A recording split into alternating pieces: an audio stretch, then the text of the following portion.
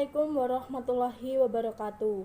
Pada materi kali ini kami akan membahas tentang penilaian pembelajaran pada mata pelajaran fikih jenjang madrasah ibtidaiyah.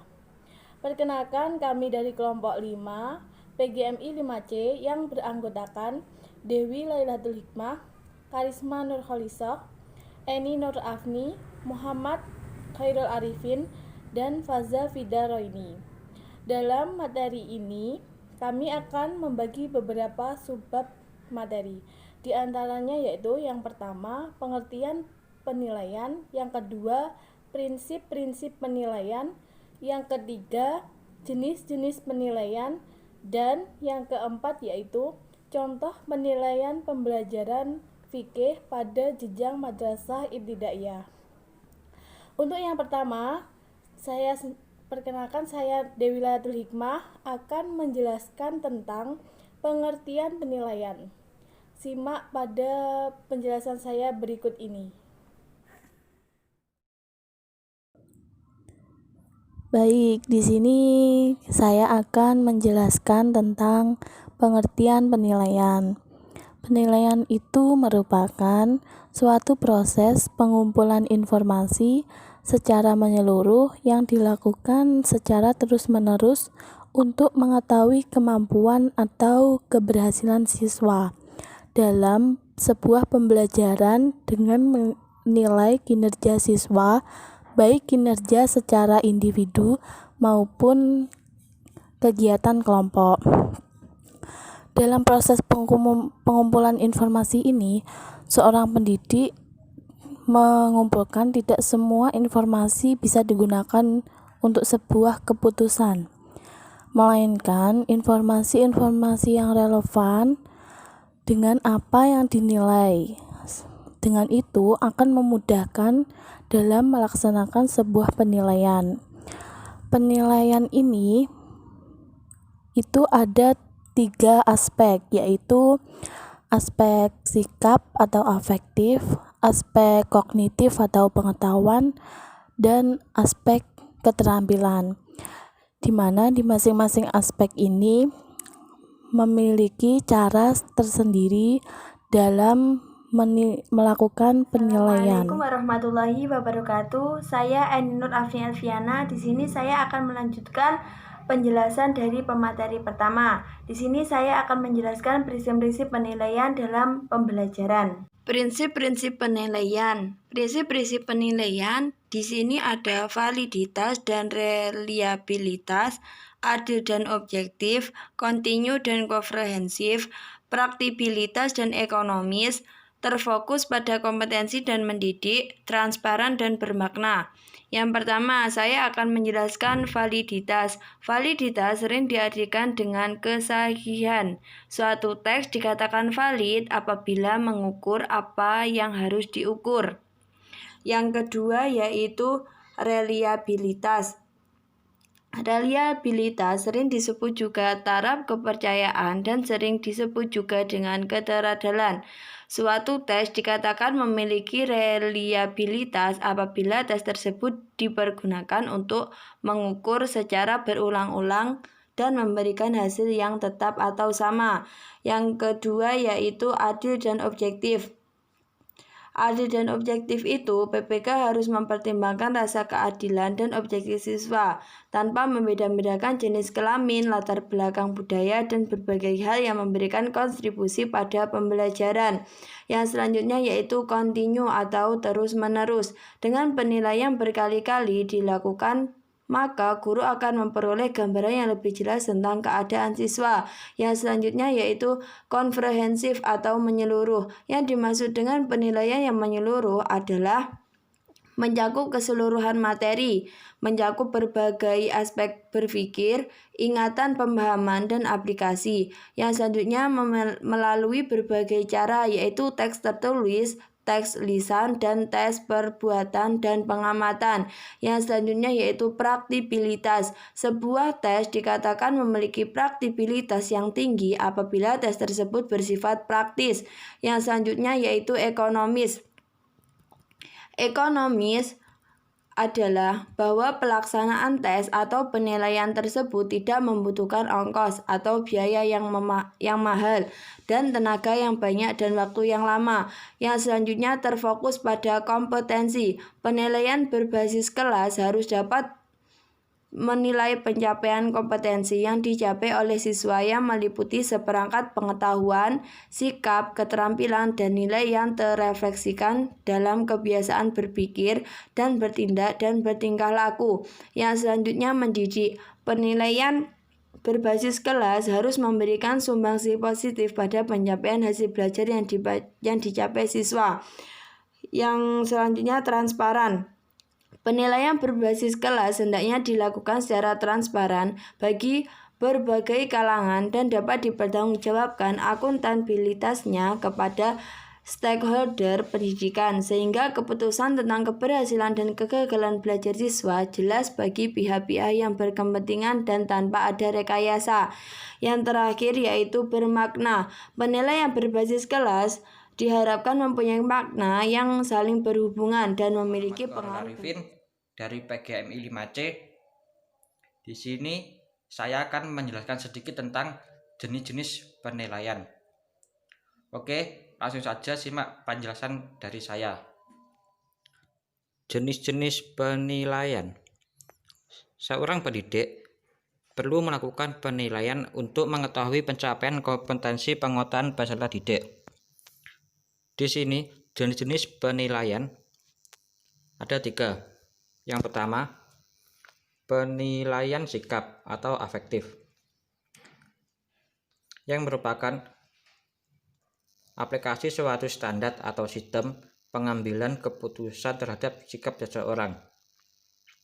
Ada 2 macam penilaian sikap. Yang pertama, penilaian sikap spiritual adalah penilaian yang harus dilakukan adalah menghargai dan menghayati ajaran agama yang dianut. Yang kedua, penilaian sikap sosial adalah penilaian yang harus dilakukan adalah jujur, disiplin, tanggung jawab, toleransi, gotong royong, dan sopan santun. Yang kedua, penilaian pengetahuan atau kognitif, yang merupakan aspek penilaian yang mengarah pada SKL, KI, dan KD untuk dimensi kognitif. Penilaian ini bisa dilakukan dengan tes lisan atau tes tulis. Penilaian kompetensi pengetahuan ini salah satunya adalah tes lisan, yang meliputi tes pilihan ganda, menjodohkan, benar atau salah, melengkapi, uraian singkat, dan masih banyak lagi.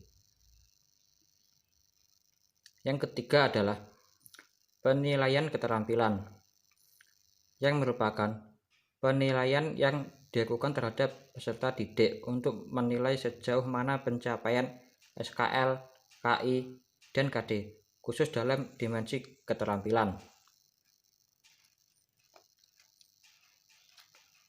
Adapun macam-macam teknik kompetensi penilaian keterampilan.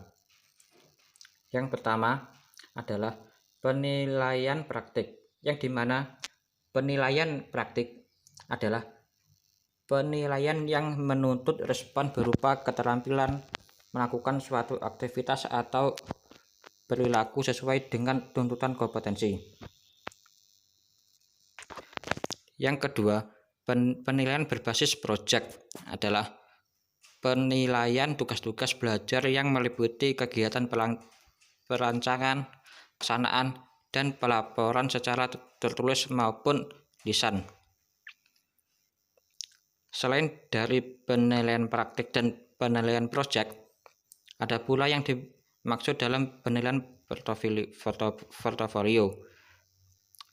Penilaian portofolio adalah penilaian yang dilakukan dengan cara menilai kumpulan seluruh karya peserta didik dalam bidang tertentu yang bersifat reflektif atau integratif untuk mengetahui minat, perkembangan, prestasi, dan kreativitas peserta didik. Saya Harisma Nurkholisoh akan menjelaskan tentang Contoh instrumen penilaian fikih MI.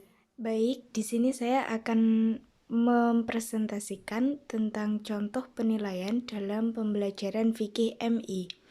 Jadi untuk contoh penilaian pembelajaran fikih MI itu dapat dinilai dari penilaian pengetahuan atau kognitif, afektif atau sikap, dan juga psikomotorik atau keterampilan.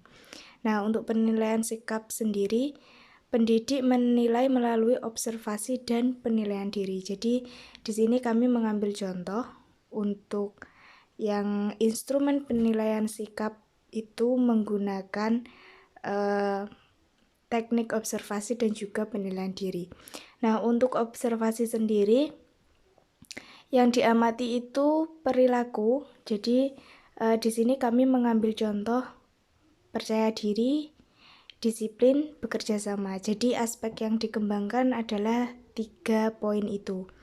Nah, di sini sudah ada contohnya, ada kolom nomor, ada kolom nama peserta didik, kemudian ada kolom perilaku yang diamati ya, yang terdiri dari percaya diri, disiplin, dan juga bekerja sama. Nah, untuk kolom yang bertuliskan 3, 2, 1 ini merupakan poin yang nantinya akan diberikan. Jadi untuk poin 3 itu jika sudah dikembangkan, sudah mulai berkembang, sudah mulai terlihat dari siswa itu sudah percaya diri, sudah disiplin, atau sudah bekerja sama, maka diberikan nilai poin 3. Untuk selanjutnya, skor 2 ini untuk ketika dia sudah mulai terlihat sedang berusaha mengembangkan ya, mulai terlihat itu bisa diberi skor 2. Kemudian untuk skor 1 ini ketika aspek percaya diri, disiplin, dan bekerja sama yang diamati ini belum terlihat pada siswa. Kemudian untuk penilaian diri ini lebih ke pertanyaan yang disebutkan di kolom nanti lebih general. Jadi seperti berusaha meningkatkan keimanan, ketakwaan kepada Tuhan Yang Maha Esa, berusaha belajar dengan bersungguh-sungguh. Jadi ini nanti pertanyaan penilaian diri ini bisa diterapkan di semua bab begitu. Nah, nanti jawabannya ada alternatif iya dan tidak. Untuk penghitungan skornya nanti untuk iya itu diberikan skor 1, untuk tidak nanti skornya 0. Jadi ketika nanti terkumpul skor, ini nanti minimal ada 10 pertanyaan. Nah, ini saya di sini ambil contoh 5. Jadi nanti ada minimal ada 10 pertanyaan. Nah, nanti itu diakumulasi. Setelah diakumulasi nanti kita bisa lihat untuk skor 1 sampai 5 itu tandanya nilainya masih kurang. Untuk skor 6 sampai 7 itu dikategorikan sedang. Untuk nilai 8 sampai 10 itu dikatakan sudah baik begitu. Kemudian untuk penilaian kognitif pendidik melalui penilaian dengan cara memberikan tes soal baik lisan maupun tulisan. Nah, di sini kami mengambil contoh menggunakan tes tulis. Jadi di tes tulis ini kami menggunakan instrumen penilaian, ada pilihan ganda, ada uraian, begitu. Bisa dilihat di makalah. Dan untuk uraian, biasanya kalau pilihan ganda itu misalkan ada 10 soal, nah itu nanti benarnya dikali 1, begitu, itu jadi skor maksimal. Jadi kalau soal skor maksimal 10 dikali 1 skornya 10. Untuk ini contoh yang rubrik penilaian untuk uraian, jadi disitu ada 5 soal uraian. Nah nanti jawabannya ini berbeda-beda bobot nilainya. Untuk misalkan yang pertama bobot nilainya 10, jadi ketika siswa bisa menjawab dengan sempurna maka diberikan skor 10, sedangkan kalau jawabannya itu kurang lengkap bisa diberikan skor separuhnya, jadi 5. Begitupun berlaku sampai bawah. Nah, untuk nilai akhir cara menghitungnya itu skor diperolehnya itu berapa dibagi skor maksimalnya ini ya, jumlahnya kan 80 kemudian dikali 100. Ini contoh penilaiannya. Kemudian untuk penilaian keterampilan ini kita ambil contoh dari materi zakat fitrah ya. Kita ambil keterampilannya itu menghafalkan niat zakat. Jadi aspek yang dinilai di sini ini bisa kita ambil dari aspek kefasihan, tajwid dan juga kelancaran.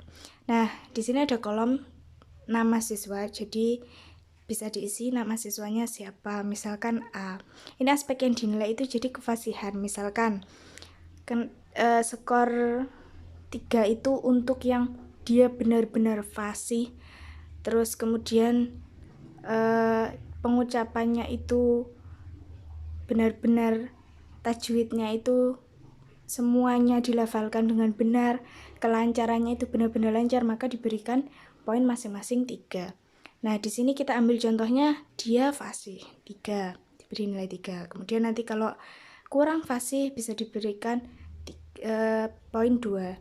Sedangkan untuk yang kurang dalam artian masih belum fasih itu diberikan skor 1. Nah, di sini kita ambil contoh 3. Kemudian untuk tajwid pun begitu. Ketika tajwid semua dilafalkan dengan baik, dengan benar, maka bisa diberikan skor 3. Ketika sebagian yang dilafalkan masih ada yang salah, diberikan 2. Ketika masih sama sekali belum menunjukkan tajwidnya yang secara benar, maka bisa diberi skor 1. Nah, di sini kami mengambil contoh diberikan skor 2. Kemudian untuk kelancaran, jadi di kelancaran pun juga demikian, sama halnya. Terus kemudian ini diberikan akumulasi menjadi 7. Nah, cara penghitungan nilai akhirnya itu skor diperoleh dibagi dengan skor maksimal dikali 100. Seperti itu. Jadi demikian tadi contoh instrumen penilaian. Ada 3, yaitu penilaian sikap, penilaian pengetahuan, dan juga penilaian keterampilan. Yang presentasi kelompok kami ada kurang lebihnya, kami mohon maaf yang sebesar-besarnya. Sekian, wallahul muwaffiq ila aqwamit thoriq. Wassalamualaikum warahmatullahi wabarakatuh.